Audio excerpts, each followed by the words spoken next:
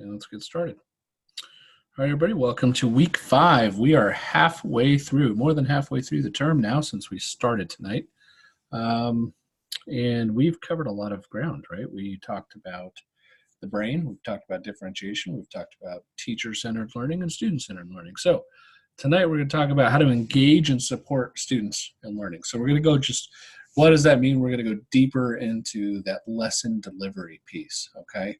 So we're going to talk briefly about classroom management because I know that's 510 curriculum, not 512, but it's a huge component of teaching. If you can't manage your classroom effectively, then you're never even going to be able to get to the point of teaching. So we'll talk a little bit about that. We're going to talk about how to really engage students and really check for understanding and get student responses.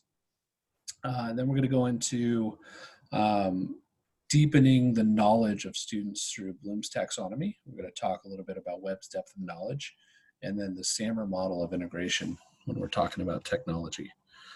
So that's the agenda tonight. It's going to be good, and let's get rolling. So as we get started here, any questions before we get going? Feedback on your lesson plans before I get rolling? Because once I get rolling, I kind of go fast. So any questions about your lesson plans or any of the feedback I gave you? Was it clear? Come on, y'all. Is my mic working still? All right.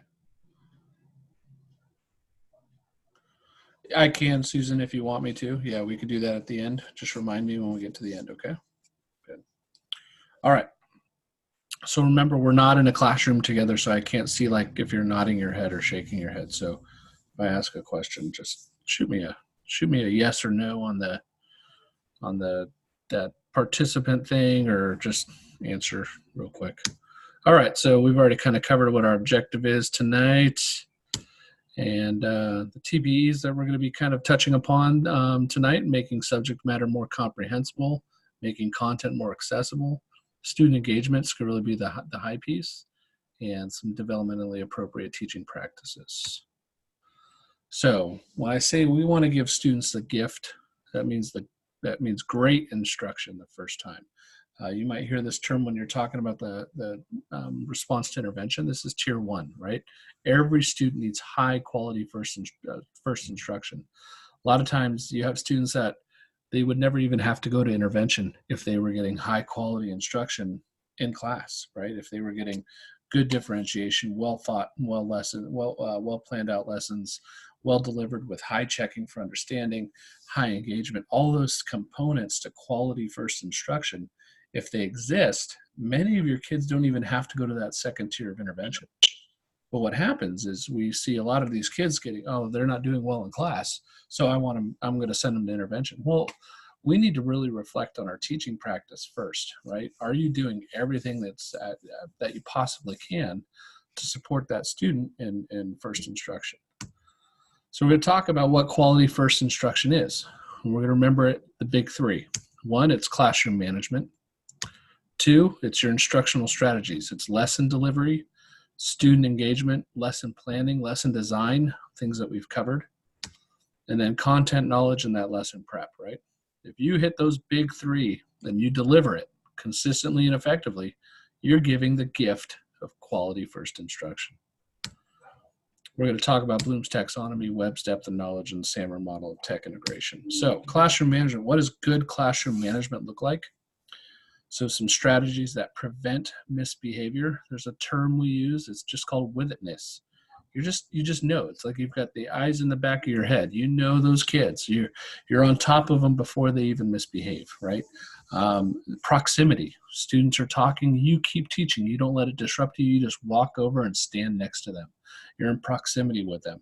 This is one of the most effective ways to manage a classroom is proximity management. There's the praise, prompt, leave, right? Praise the student, prompt them or challenge them to go a little further and move on. That's all part of proximity. You have to get up and move around the classroom.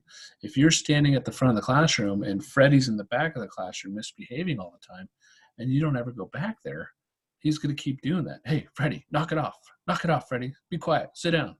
All those things. That's not classroom management. Okay. What you want to do is he's hijacking your lesson and getting the attention that he wants.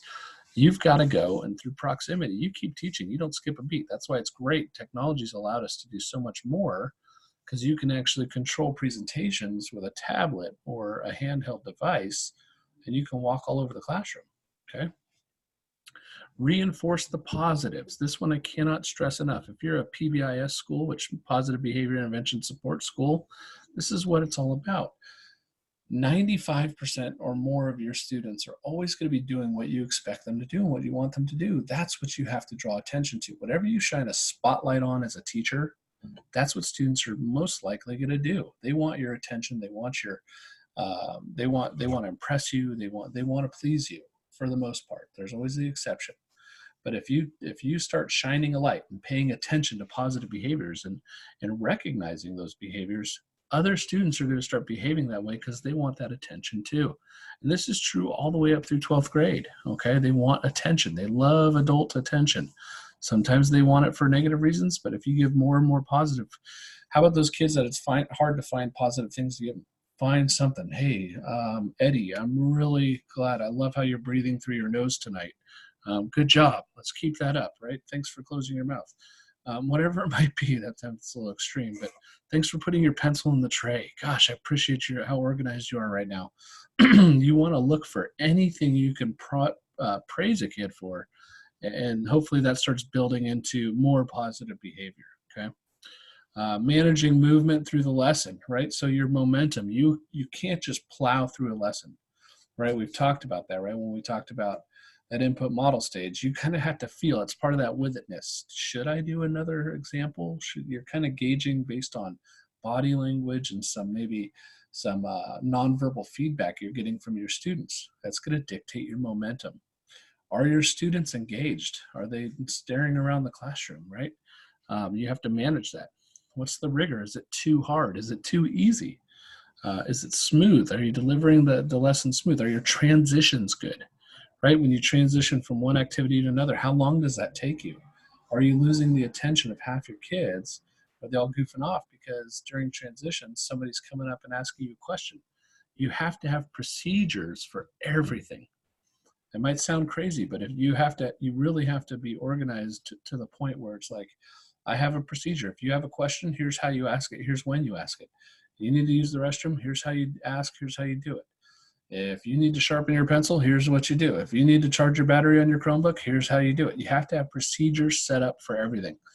If the kids will hijack your lessons constantly, can I get an amen for any of you new teachers that have experienced this? They will hijack your lesson constantly if you don't have these procedures in place. Anytime you've gone in and seen a master teacher, and if you've seen one, somebody say, I've seen one.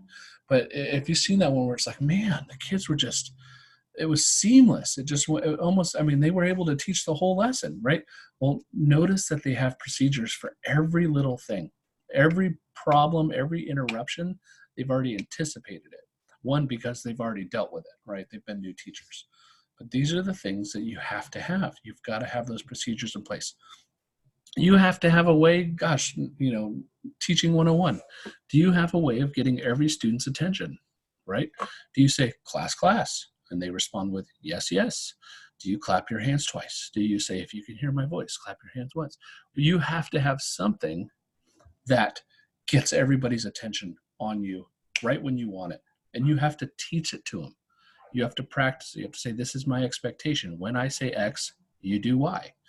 All procedures. What do you think you're going to spend the first week or two, or if you're a kindergarten teacher, a month or two of your classroom setting up? It's procedures. I'm telling you, if you don't invest the time, you will be playing catch up for the rest of the school year, and you will lose instructional time. If you're saying, I don't have time to spend that much time on procedures, trust me, you do, because you will lose the instructional time throughout the year, and it'll vastly outweigh what the investment would have been.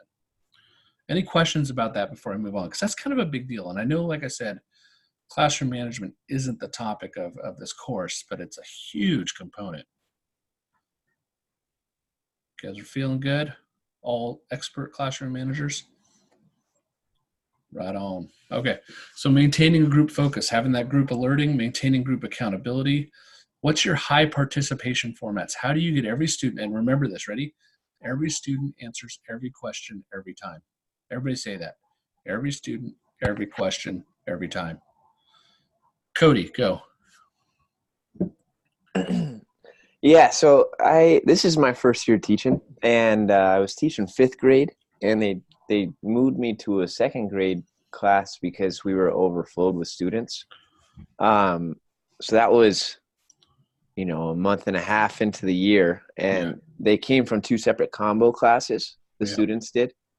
And I have a mentor teacher that's given me the lesson plan, so I kind of feel like I'm not able to invest that time into the classroom management, laying down procedures, because I'm obligated to maintain this pace that my mentor, because the team lesson plans as a group, and so I'm finding that it's kind of killing me. Do you have any advice on how I could kind of lay the procedures as I'm teaching?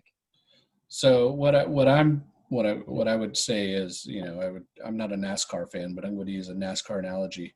So your mentor teacher keeps gassing up your car and telling you to get back on that racetrack and go, but you've got 4 flat tires. Yeah. You've got to address that primary issue, which is classroom management. Because how well is your classroom well managed? Would you say that right now? Are they on task? Can you get their attention? Are they well behaved? Are they quiet? Are your transitions smooth?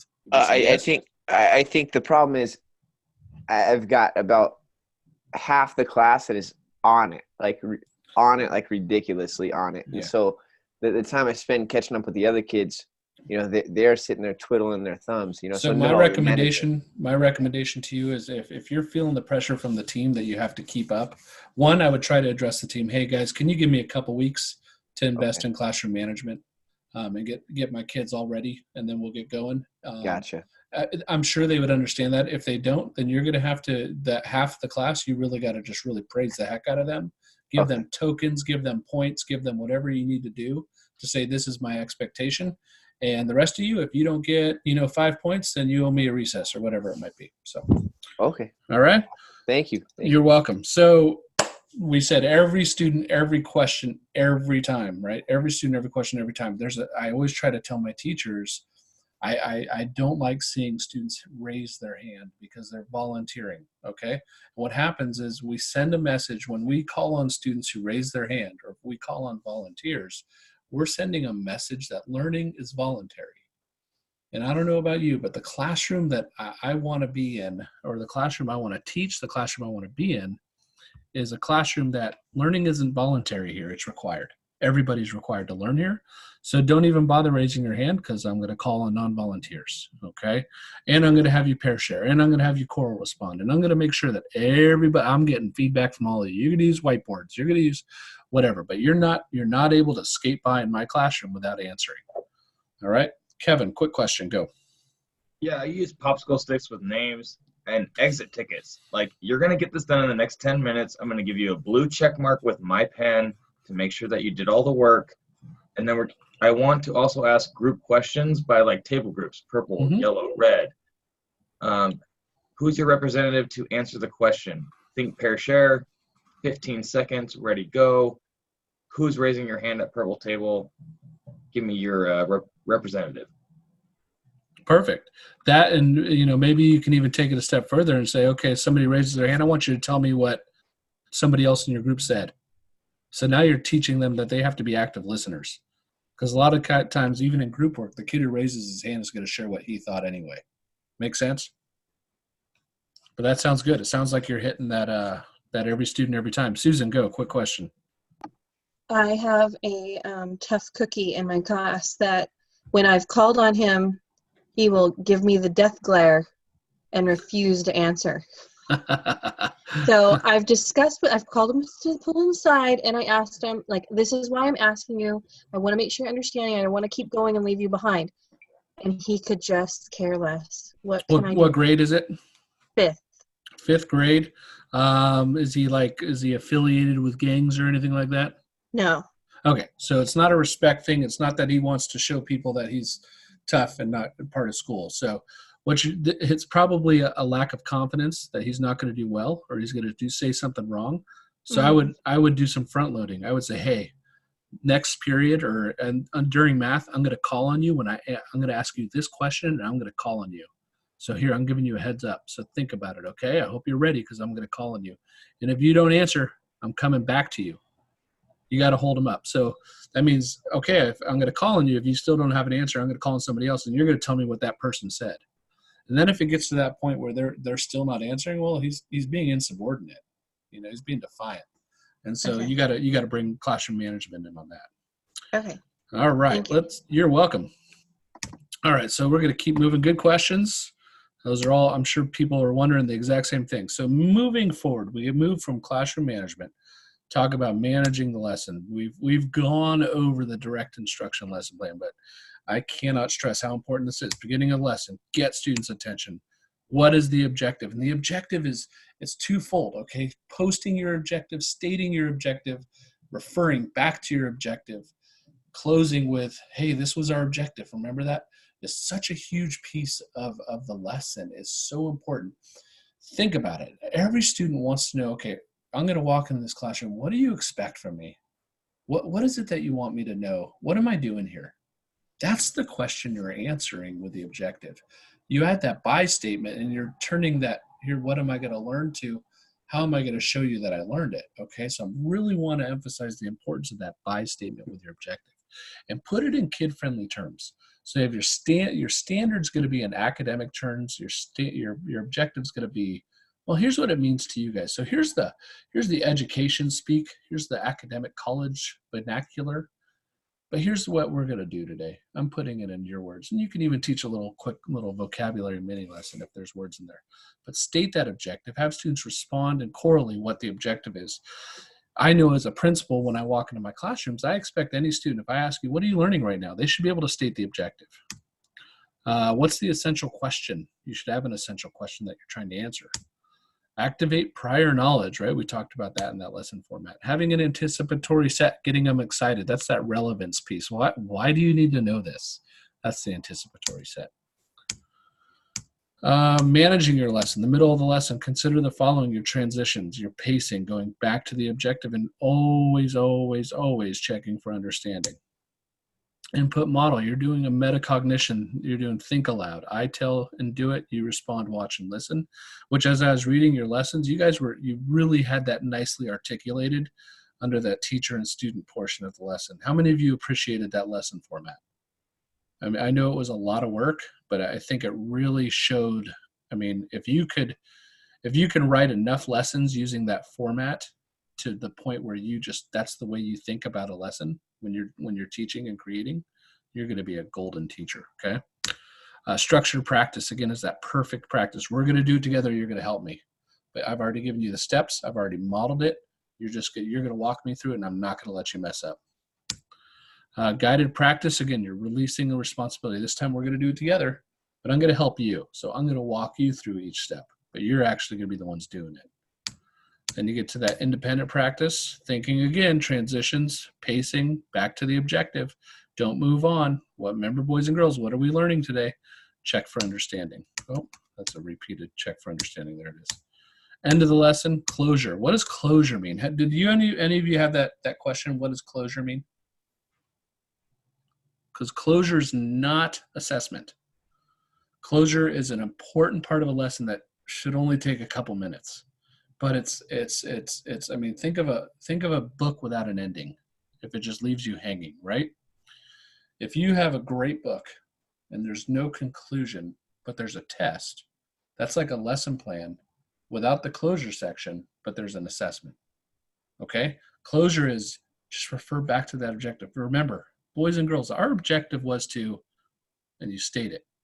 Do you think we did that? How many of you think we did that? Awesome. Good. Well, guess what? You learned something new today. Tonight at dinner, when your mom and dad ask you, what did you learn today? Don't say, I don't know. Tell them you learned how to blank. That's closure. Done. Okay. Important part though. Independent practice, it's still practice. Independent practice should not be homework. Homework is homework. And we're going to have a whole conversation in a couple weeks about homework. Should we have it? Should we not have it? We're going to have a little bit of fun with that one. But independent practice is still practice. Like if you guys come from the sports world and you're a coach, you don't have football players just go out and, all right, here's the plays, guys, go practice them. No, you're walking them through it still. Everything, okay? You're letting them do it. You're watching and you're fixing, you're tweaking a little bit of things that you see that you need to be changed. That's what should be happening in independent practice.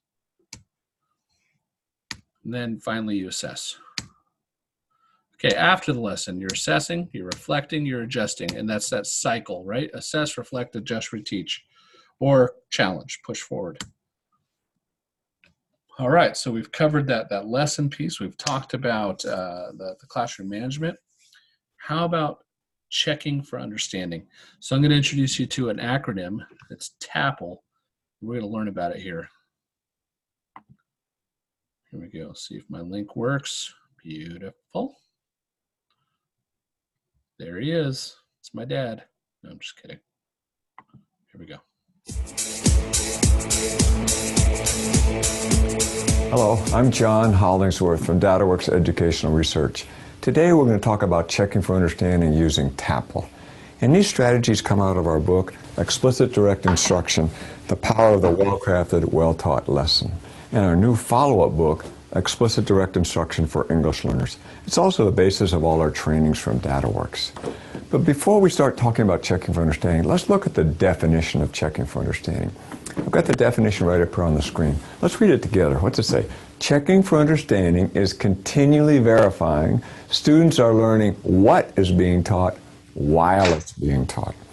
So what that means is you stop every 2 minutes, or every couple of minutes, not exactly 2 minutes, to make sure they're learning while you're teaching. Now, checking for understanding is not looking at the quizzes or the homework or the test scores to see if students learned. It's actually checking in real time while you teach every day. Now, let's look at the steps for TAPL. The T is the first step. The T stands for teach first before you ask the questions. Don't start asking questions before you're taught. And that provides equal opportunity. Every child can answer. Avoid these type of questions, who knows or what is this?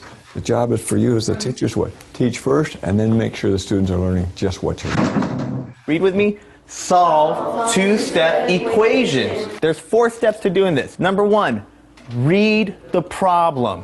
What is the value of x in the two-step equation? All right, I want to find x. Number 2, isolate the term with the variable. All right, isolate means separate. So when I say isolate, you say separate. Separate? Isolate. Isolate? Separate. So what we're trying to do is we're trying to isolate or separate this term, separate it from the other stuff.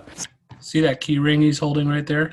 So that's like popsicle sticks on steroids. He actually has every student's name on that key ring, so he doesn't have to carry around the sticks. He can wear it around his wrist. Awesome.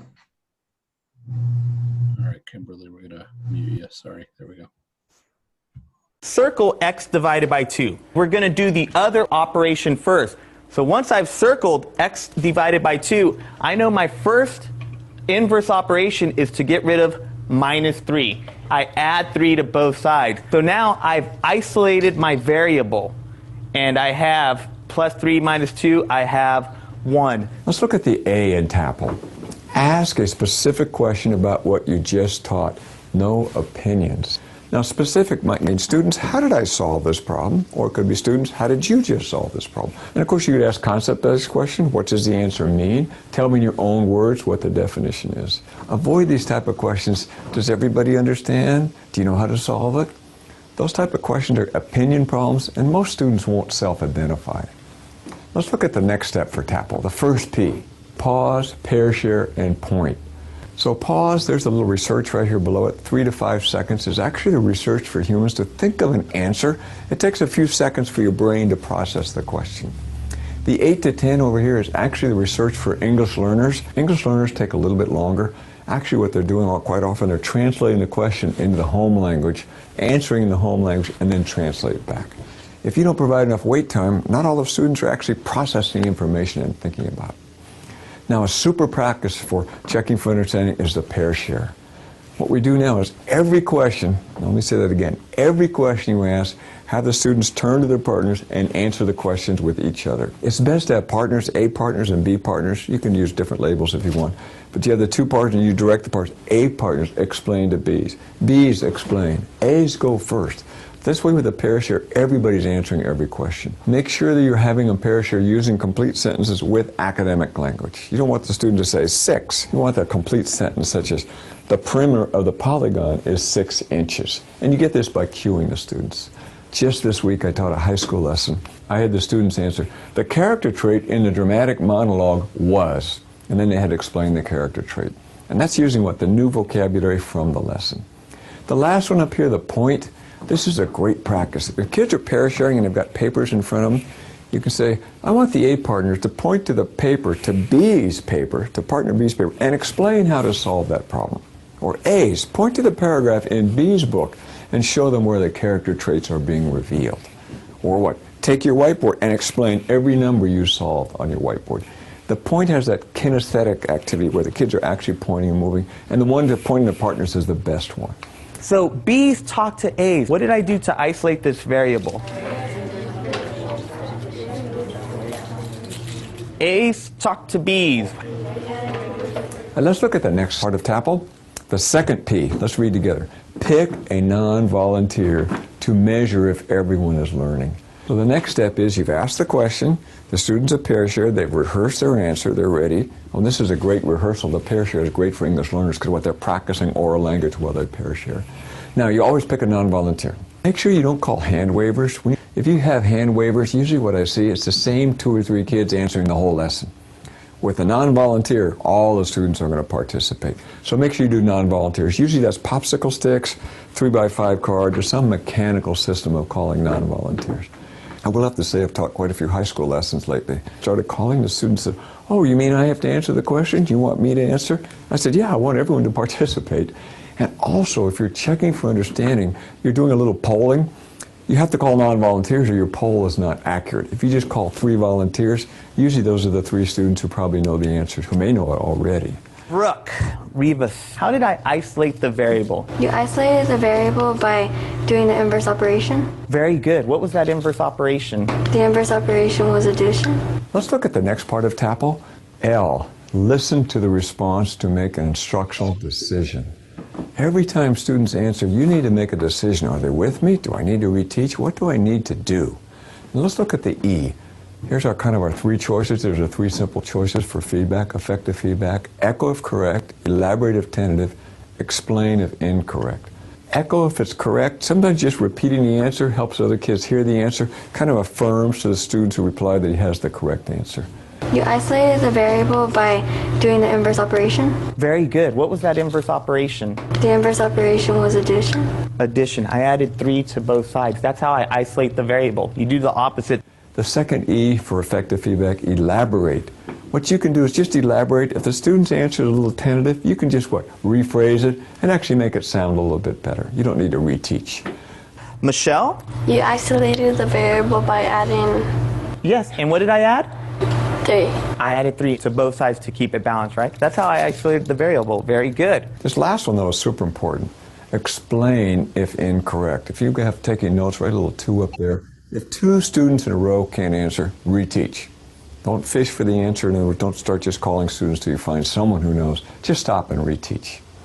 All right, I think we've covered all the steps of TAPL. Let's quickly go over them again. Teach first before you ask the question. Every child is prepared to answer. Ask a specific question. Don't ask opinion questions like, do you understand? Ask a real question, a content-based question. Pause, pair share, and point. Let's just look at the pair share. Pair share takes care of the pause. You give sometimes 30 or 40 seconds while the students explain their answers. They've had plenty of time to prepare. Pick a non-volunteer, have sticks, 3x5 cards, some method of randomization, pick a non-volunteer. Listen to the response and provide effective feedback. You want to echo the responses, or cue and prompt, elaborate a little bit till everyone knows.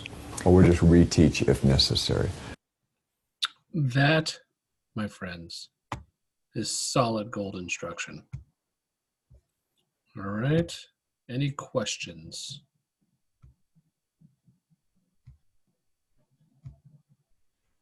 Let's get back to, there we go. What'd you think? Thoughts? Go ahead and raise a hand. You don't have to type. How many of you have observed this explicit direct instruction in a classroom before or something similar? Go ahead, Greg. So when he's saying to pause, for 3 to 5 seconds, is that after you ask the specific question to the students for them to answer and think about, then you pause after they give you an answer, or how are you supposed to do the pause So process? you ask the question, then pause to give them time to think about it. 3 to 5 seconds for most of your EOs, 8 to 10 seconds for your second language learners.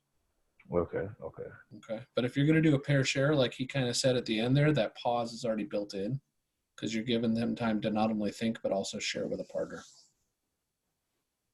Okay, good question. All right, good. All right, so we're going to keep moving. TAPL, good stuff. We're going to be talking about now that content knowledge and lesson prep. And we've talked about creating lessons, right? But I want to talk about how you take them deeper. And we're going to have a lot of fun with an activity tonight called the differentiator. But first, we're going to learn a little bit about Bloom's taxonomy. How many of you are familiar with Bloom's taxonomy or Webb's depth of knowledge? Anybody familiar? Good. Okay. So it's been out there. Bloom's has been out there for decades. Webb's for, I'd say, probably 15, 20 years. Let's take a look at Bloom's revised taxonomy. So it's kind of like you think about, what's that, Maslow's hierarchy of needs, right? That triangle, how that the lowest level, and you want to go up to the pinnacle of learning, right? So at the lowest level of learning is just being able to remember things, right? So Columbus sailed the ocean blue in the year, everybody. 1492. That's right. See, we remember that. We know that. So we don't know what month it was because we remembered the rhyme that went with it, 1492. If I were to ask you to recreate his voyage at the highest level of Bloom's taxonomy, would you be able to do that? Probably not. That tells me that you probably didn't learn a tremendous amount about Columbus's voyage. If I were to ask you to describe He had 3. What's that? He had 3 voyages. 3 voyages. Okay, good. So somebody knows more, probably a history teacher, right? But if you were to recreate the route, if you were to evaluate the effectiveness of it, so you could see that Bloom's taxonomy, the higher you get, the more you have to know. So there's a higher level of understanding. A lot of teaching and a lot of learning in our schools is at these bottom 2 levels, right? I just need you to remember information, and when I test you, you're going to put it on there, but you actually don't ever have to apply it. Okay? I need you to be able to explain your answers. I need you to be able to describe what happened in the story. So it's a low level of understanding. And we value this as teachers. Man, if we could just get our students to do this, it'd be great. And that's that teacher-centered instruction, right? That's where most of that is happening. And it's not a bad thing to get students to do that. But we're not, if you think back to week 1, we're not giving them those sensory-rich experiences. We're not having those synapses make those connections because we're not tapping into emotions. Now, if you get into the yellow level all the way up to create, and you're talking about, I want you to apply what you've learned to something now, or something you're doing, or apply it to an activity. Or I want you to analyze this information. I want you to evaluate. I want you to actually create something. I want you to recreate the missions. I want you to build a mission, not out of popsicle sticks, but I want you to build it on Minecraft, and I want you to actually make it a scale model, and then I want you to walk me through your mission on a YouTube video, right? So we're thinking that there's again, you're creating is a much higher level as opposed to just telling me facts about one of the missions. So you see this progression. All right, so we have some of, this is a great slide to kind of keep a handle on. So you have those 6 levels of Bloom's taxonomy, but here are some questions and here are some verbs that go along with each level. This is great. So if you wanted to kind of integrate Bloom's taxonomy into your lesson plans. And remember, a good part of lesson planning is already figuring out or writing the questions that you're going to ask and really planning for it. Because what happens when you don't plan for it and you ask questions off the cuff, you're going to be up here in level 1. Who, what, where, when, how, describe, what is. Or maybe level 2. But if you get down to these higher level questions, you can really start being thoughtful about the questions you want students to answer. And they're going to have higher level thinking. It's going to require higher level thinking. So this is a great way to add rigor to your lessons. All right, does that make sense? Excellent. So moving, we're going to use Bloom's, and I want you to go to this website. Okay, go to this website. Actually, let me see before you go to it. I'm going to go to it, and then we can do it together. So this is the differentiator. And before I want to look at my PowerPoint, what was the standard we were going to look at? Hold on. Was our reading informational text, 8th grade, number 6. Okay. Reading informational text, 8th grade, number 6. So I'm on the differentiator. I'm going to pull up my standard for RI 0.8.6. I don't have my standards app in front of me. Hold on a second. Oh, there it is. Come on, open up. So this is what you're going to do. The thinking skill is Bloom's. Let me pull up the standard real quick. Standards, language arts, 8th grade, RI 8.6, which is analyze how differences in the point of view of the characters and the audience or reader. Okay, so you're going to analyze the differences in point of view between the characters and the audience or reader, create such effects as suspense or humor. So I want to create a objective. Students will, remember what did we ask that they do? They asked they analyze. So I'm going to have them, I'm going to analyzing, or I can actually have them do something a little more. I'm going to have them defend. So that's a higher level. So I click on defend and watch what happens. It adds students will defend. And I'm going to switch to content. The characters and the audience or readers create how the points of view of how they create effects such as suspense or humor. So I'm going to have them defend the multiple points of view of the, and this is where I can add my own language, the character of the story, points of view of Katniss, how do you spell her name, and her crew. Because there's a lot of suspense, right, in Hunger Games. Good. Using a resource, we're going to change the resource. Using a library book because it's the book. Oh, and that disappeared. Well, you know what it's supposed to say. And create, what do we have them create? What's the product? So we click on product. And I'm going to have them create a newspaper. And they're going to work in groups of 4. So you see that the differentiator takes research-based ideas from the Flipbook 2 and Kaplan's research on products, resources, content, depth and complexity, Bloom's taxonomy, and you create an objective. Students will be able to defend multiple points of view of Katniss Everdeen and her crew using a library book and create a newspaper in groups of 4. So I took that standard, I created an objective that is at a higher level now, okay? I could have had them just identify, when I think about that low level, understand, right? Identify the multiple points of view. So just write them down, but I want them to defend them. Did you agree with those points of view? Write me an opinion piece in a newspaper, and I want you to write articles, right? So you can see that this is a lot of fun. So now I want to give you a chance to play with the differentiator. So go ahead and hopefully you're there. How many of you are on the differentiator webpage? You there?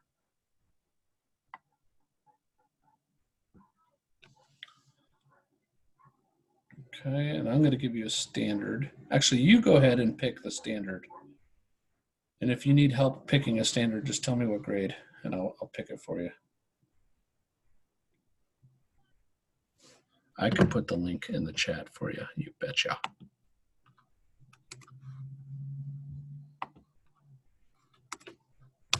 There you go.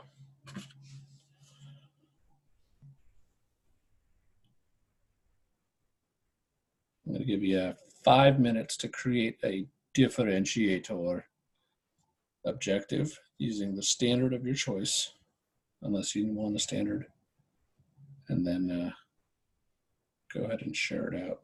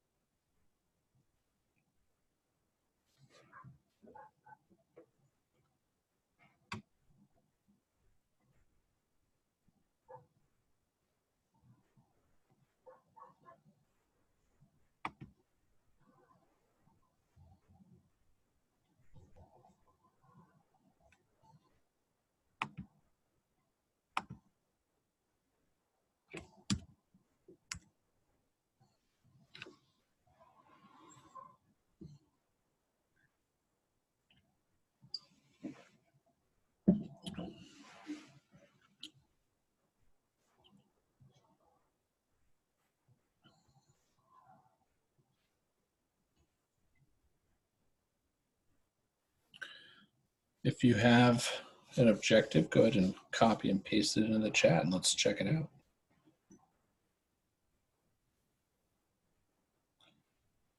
And just fair warning, the differentiator might be part of your attendance this week.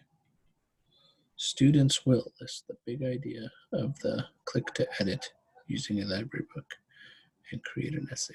Groups 3, perfect, except for the click to edit. I don't know why that's not working, Robert. Didn't work for me either. Terry, how can I help you? Thanks for being honest. I appreciate it. For Kinder?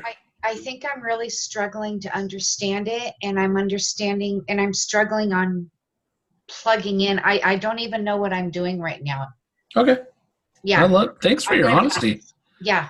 You're a rock star. So I'm going to take, let's do Claudius as Kinder. And so we're going to go on the differentiator here. Okay. And we're going to pull up a kindergarten standard, and let's do math. Let me get out of language arts here. Math, kindergarten. And we're going to say counting and cardinality number 5, which is count to answer how many questions about as many as 20 things arranged in a line, a rectangular array or a circle, or as many as 10 things, and number form. So we want them to, in this one, you would want them to list numbers at a low level because we're playing with Bloom's taxonomy here, right? So really the activity here is integrating higher level activities into your objectives.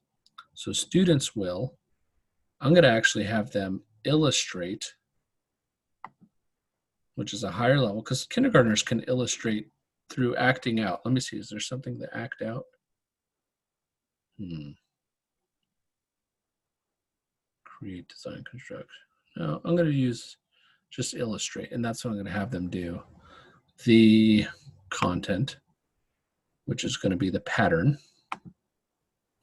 Patterns of the numbers. Patterns of the numbers 1 through 10. And what are they going to use to do this?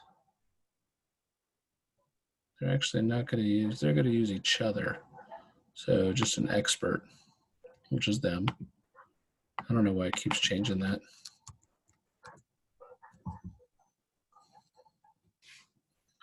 And then the product that they're going to use is They're actually going to get up, and it's going to be oral. So it's almost going to be like a play. They're just going to act it out. But you see where I'm going with it. And they're going to do this in groups of 4. So the objective, or the standard, was count to answer how many questions about as many as 20 things arranged in a line, a rectangular array, or a circle, or as many as 10 things in a scattered configuration. Given a number from 1 to 20, count out that many objects. So what I'm going to have students do is I'm going to have them illustrate the patterns of 1 to 20 by standing up and creating a line. So they're going to get up and move, right? So what you're doing here, if you're still with me, are you still with me? I am. Yes. Okay. Okay, so you're just taking that standard, and remember when we did that first activity, which is breaking it into a teachable objective. A lot of times when we're creating objectives, they're low-level objectives because that's where our brain tends to go. Right. But what I'm going to do is I'm going to increase the rigor of my objective by using Bloom's taxonomy to change the verb, really, right? I went from students will be able to identify numbers from 1 to 20. Well, I'm going to have them actually illustrate and act it out, right? So it's a higher level thinking. They actually have to get up and move. And so I just turned my lesson from a DOK1 lesson to a DOK, or I'm sorry, I'm still in Bloom's, from a remembering lesson to an applying lesson, okay? Which means my students are going to have a higher level of understanding in the activity. Does that make sense? Yes. And this helps a lot. That's awesome. Good. It's just kind of hard to put together since it's like, I'm like, okay, kinder, you have to be kind of.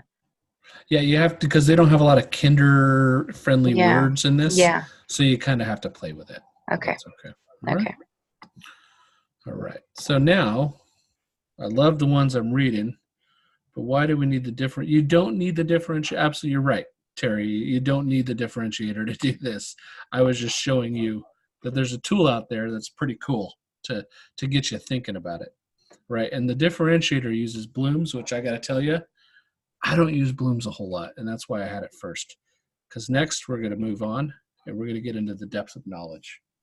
So Webb's depth of knowledge, right? You've condensed Bloom's 6 levels to Webb's 4 areas, okay? So level 1, again, you have this list of verbs, right? Students will be able to, and if you start every objective with students will be able to use, students will be able to draw, students will be able to list, they'll be able to illustrate. This is low level. Students will be able to infer, organize, construct, interpret, distinguish, summarize. It's level 2. Students will be able to revise, critique, formulate, draw conclusions, differentiate, construct, assess. Level 3. Level 4, students will be able to connect, synthesize, apply concepts, critique, analyze, create, prove. That's a higher level. So again, all you're doing, and this is what I ask my teachers to do, is look at the verb in their objective and switch it out for a higher level verb. Does that make sense? Do you need the differentiator to do that? No, you don't need that. You could just use Webb's depth of knowledge. But that differentiator is just a neat little resource that's floating around out there. I wanted to get you guys thinking about it. So let's look at DOK on this a different format, right? Recall is who, what, where, when. DOK2, how did it happen? Why did it happen? How does it work? Why does it work? DOK3, how can you use it? Why can you use it? What's the cause, effect, reason, result? DOK4, what's the impact? What's the influence, relationship? What if, wonder what would happen if this happened, right? So you throw a monkey wrench into it, okay? Get students to apply their knowledge. So we're going to do another activity using Webb's DOK. Everybody follow with me. Okay, we're moving. And I don't want to run out of time tonight. It's already 7:50. So let's take this example. The topic is healthy eating, okay? A DOK1 objective with healthy eating as your lesson topic. I can, or students will be able to involve recalling a fact such as name a food group. Students will be able to name a food group. Everybody name a food group. Go. Good, Kelsey. All right, good. You're right on. So, okay, there you go. Low level, right? Do you have to have a vast knowledge of healthy eating to be able to do that? No, you don't. Absolutely not. So let's raise the rigor a little bit. Here we go. Bacon, Robert, yes. Okay. You're going to apply the knowledge. Which food group is missing? If I were to show you a picture of a meal, would you be able to identify the food group that's missing from that meal? Now, I don't have a picture. I think I'm going to add that next time around. But think about that. If I showed you, do you have to have a deeper understanding of healthy eating in order to do that? You do. Do you have to have a super deep understanding of healthy eating? Not yet, right? So you're seeing that, okay, the rigor is increasing. The kids have to know more in order to accomplish this higher objective. So let's raise it up another level. Cite evidence that many teachers, or teachers, probably the same thing, teenagers have poor diets. Now what am I asking students to do? I'm asking them to research and find evidence of teenagers having poor diets. Well, what is a poor diet? Well, they're going to have to understand what that means, right? So now you're seeing the level of understanding is increasing even more. How can we possibly go even higher? Here we go. I'm going to show you. Glad you asked. Great question. Design a campaign to improve teenage eating habits. Now, what would you have to do to design a campaign? This means you have to convince. You are basically going to try to convince people that they are eating poorly and that you have to improve it. So you're going to have to not only do everything in DOK3, you're going to probably work collaboratively. You're going to have to create some posters, maybe a commercial, some publications. So you're seeing what's happening here, right? So at one of these, if a student is performing at a DOK1 or a DOK4, which level do you think they have to have much more understanding of the topic to be successful? A DOK4, right? They really have to understand. So does that make sense to you? So this is where you want it. So I didn't change the topic, right? The topic's still healthy eating. And you're actually probably you went from DOK1 being teacher-centered instruction, DOK2, even DOK3, DOK4. Did you see what happened there, folks? That turned into student-centered instruction, didn't it? Right? This is a project-based learning activity now. Now you have kids getting all fired up and excited about what's happening in your classroom. Are they learning the exact same thing? They sure are. But are they going to remember this for much longer? You're darn right. Cody, that's a tough place to start because you got to remember, in order to design a campaign to improve teenage eating habits, what are students going to need to have? They're going to have background knowledge. Yes, Kelly, you nailed it. Background knowledge in healthy eating. And who provides background knowledge? You do. Okay? You guys are, man, great class. You guys already know the answers to all my rhetorical questions. All right, so let's try it with water cycle. Give me a DOK1 activity for the water cycle as your topic.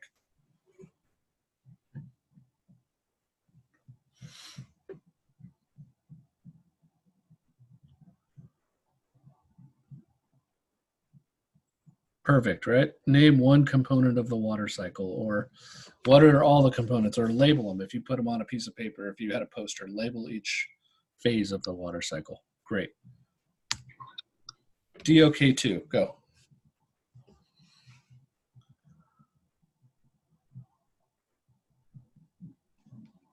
Oh yeah, go a little deeper, right, Kelly? What does each cycle do? What happens during each cycle? How does it work? Excellent, Terry. Break down the parts or the components or the functions or the results of each phase of the water cycle. Good. The importance. Yeah, you're actually getting a little deeper there, right, when you're explaining the importance, because importance is going to be opinion. And you're going to have to defend that. So that's good. That's like a level. That's a DOK 2.5. Here we go. You guys are taking a little deeper. How about DOK 3? Give me a DOK 3. Ooh, there we go, Kelly. How about if you just removed one stage of the water cycle? What would happen? Right?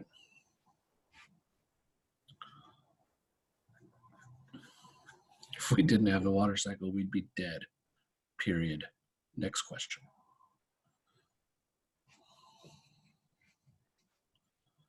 Okay, what physical forms can water become? Good. Getting into some science there. How can we improve our water cycle? I like that one. Nice. How about make your own illustration? So they're doing a creation, right? But we still, you're almost asking Cody, be careful with that one. That's kind of a common trap. Is here, draw a picture of the water cycle. Is that really a higher level of understanding, or is that a higher level of artistic ability? How have people negatively impacted the water cycle? Hey, like that one. There you go. DOK4. Okay, remember we're getting, so those first 3 levels, again, are very teacher-centered. Now that DOK4, you're flipping instruction on its head, and you're becoming a facilitator, student-centered. What would you do? A student-centered lesson on the water cycle. What would that look like? This is good. I'm stretching you guys.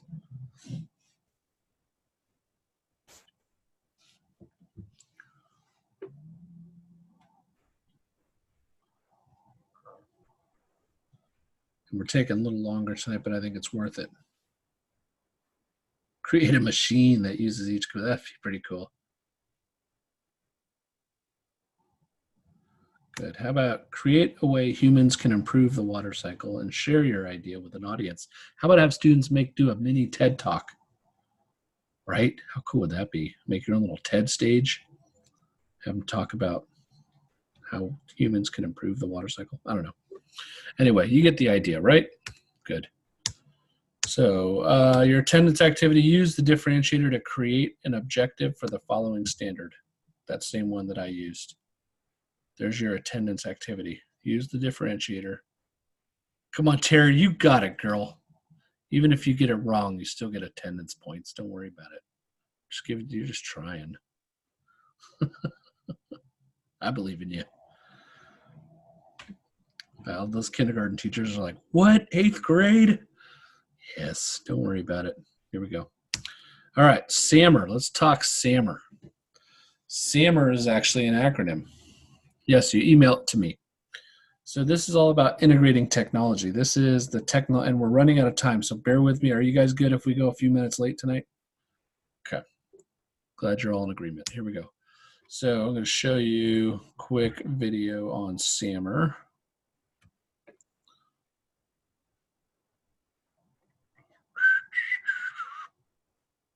That's not SAMR video. Who's this kid?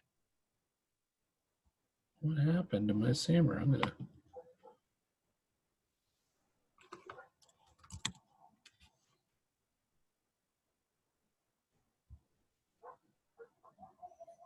Come on, common sense.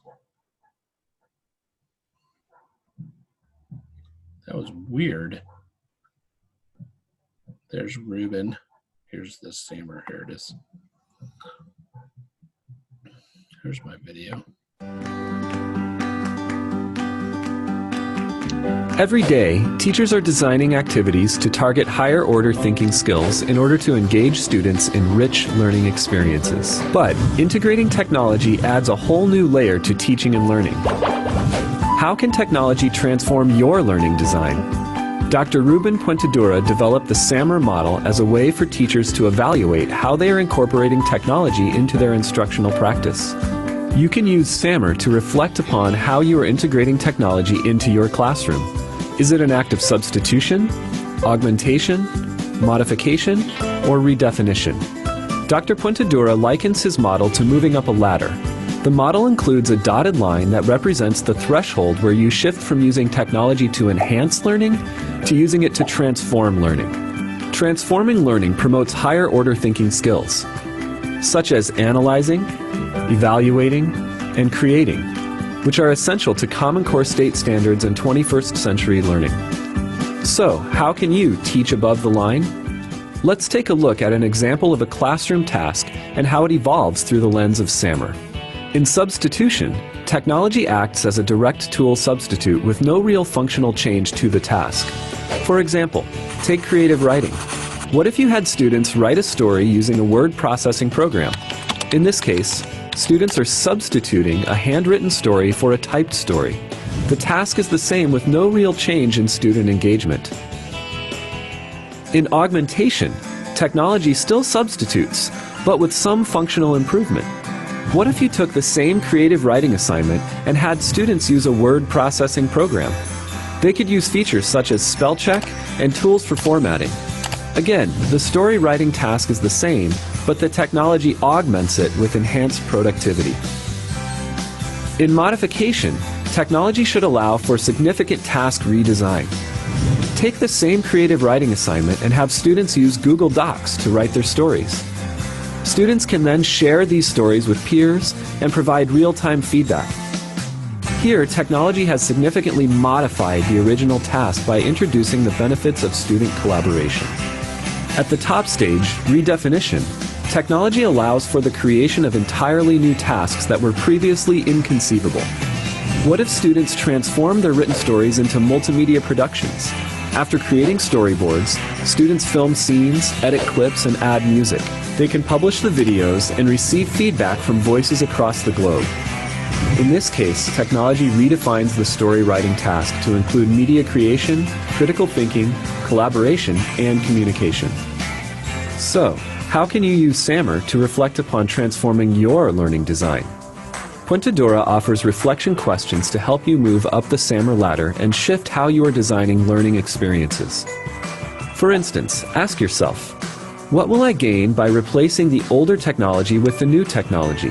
Have I added an improvement to the task process that could not be accomplished with the older technology at a fundamental level? Does this modification fundamentally depend upon the new technology? How is the new task uniquely made possible by the new technology? These are just a few of the questions you can ask yourself as you evaluate the design of a classroom task, and consider that not all technology integration is created equal. Ultimately, SAMR can help you evaluate your use of technology and design tasks that target higher order thinking skills, engage students in rich learning experiences, and impact student achievement. All right, SAMR, what do you guys think?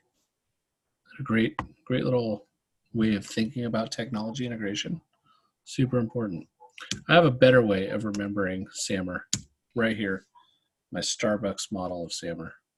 So the S is substitution, right? So technology acts as a direct tool to substitute with no functional change. So it's like Starbucks coffee instead of Folgers in your cup. Augmentation is technology acts as a direct tool substitute with functional improvement. So it's like a latte, right? So you add a little steamed milk, a little froth. Okay, it's improved it. Still pretty much coffee, a cup of coffee, just a little froth and milk.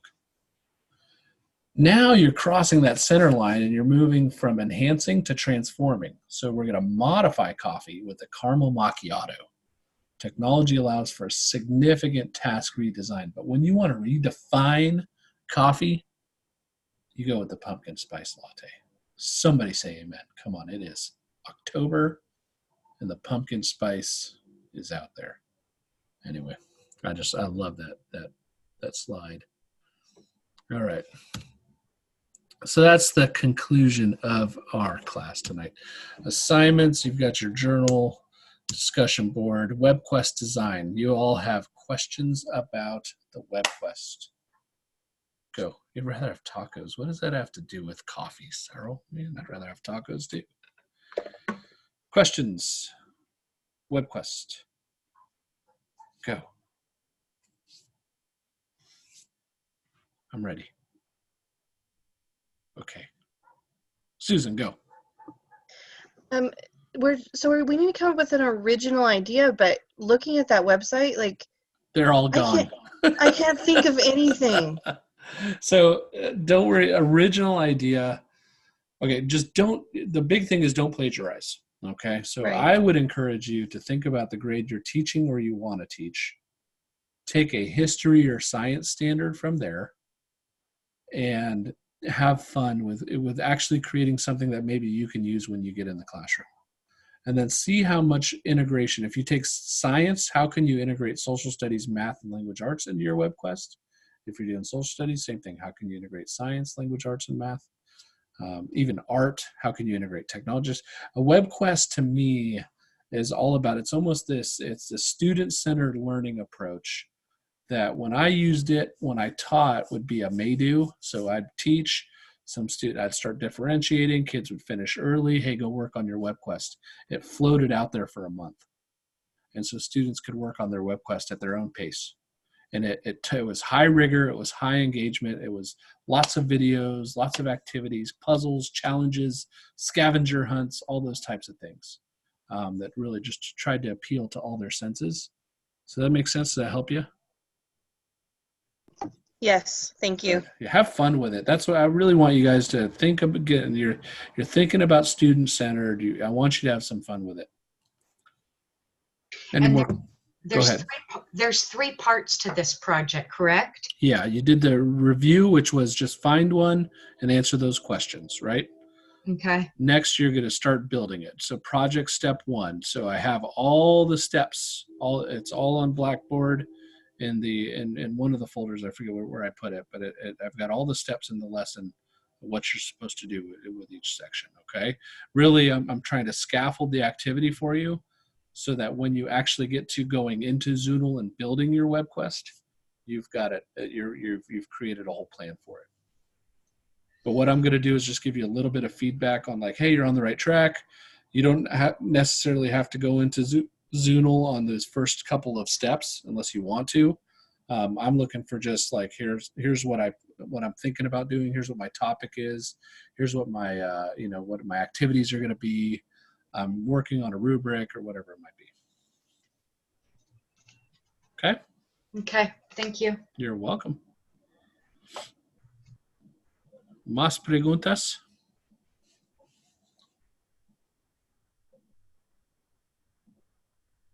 $26 of you still in here.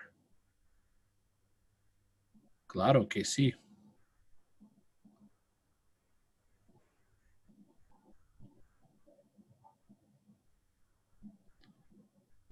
Okay.